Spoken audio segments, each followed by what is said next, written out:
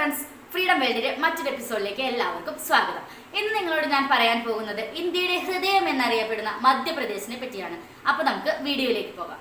പേര് സൂചിപ്പിക്കുന്ന പോലെ ഇന്ത്യയുടെ ഒത്ത നടക്കുള്ള സംസ്ഥാനമാണ് മധ്യപ്രദേശ്. തലസ്ഥാനം ഭോപ്പാലും ഗവർണർ ലാൽജി ടണ്ടനുമാണ്. ശിവരാജ് സിംഗ് ചൗഹാനാണ് മുഖ്യമന്ത്രി. 2000 നവംബർ 1 ഛത്തീസ്ഗഡ് സംസ്ഥാനം രൂപവൽക്കരിക്കുന്നതുവരെ മധ്യപ്രദേശായിരുന്നു ഇന്ത്യയിലെ ഏറ്റവും വലിയ സംസ്ഥാനം. ഇപ്പോൾ രാജസ്ഥാനു പിന്നിൽ രണ്ടാമതാണ് ഈ സംസ്ഥാനം. 52 ജില്ലകൾ ഉള്ള മധ്യപ്രദേശിൽ 230 നിയമസഭാ സീറ്റുകളും 29 ലോക്സഭാ സീറ്റുകളും ഉണ്ട്. സാക്ഷരതാ നിരക്ക് 41%. 12 മണിക്കൂറിനുള്ളിൽ 6.67 കോടി വൃക്ഷത്തൈകൾ നട്ട് മധ്യപ്രദേശ് ഗിന്നസ് റെക്കോർഡ് സ്വന്തമാക്കി. സംസ്ഥാനത്തിന് തീരപ്രദേശമോ അന്താരാഷ്ട്ര അതിർത്തിയോ ഇല്ല.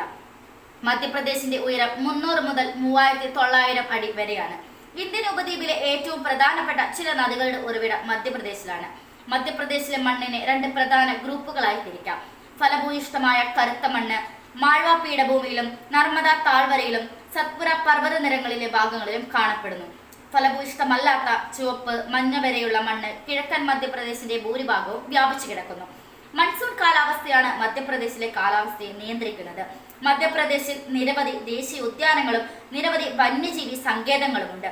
അവയിൽ ഏറ്റവും അറിയപ്പെടുന്നത് സംസ്ഥാനത്തിന്റെ തെക്കു കിഴക്കൻ ഭാഗത്തുള്ള ബാരസിംഗയും കൻഹ ദേശീയ ഉദ്യാനമാണ്. മധ്യപ്രദേശിൽ ഏറ്റവും അധികം ആളുകൾ സംസാരിക്കുന്ന ഭാഷ കൂടിയാണ് ഔദ്യോഗിക സംസ്ഥാന ഭാഷയായ ഹിന്ദി.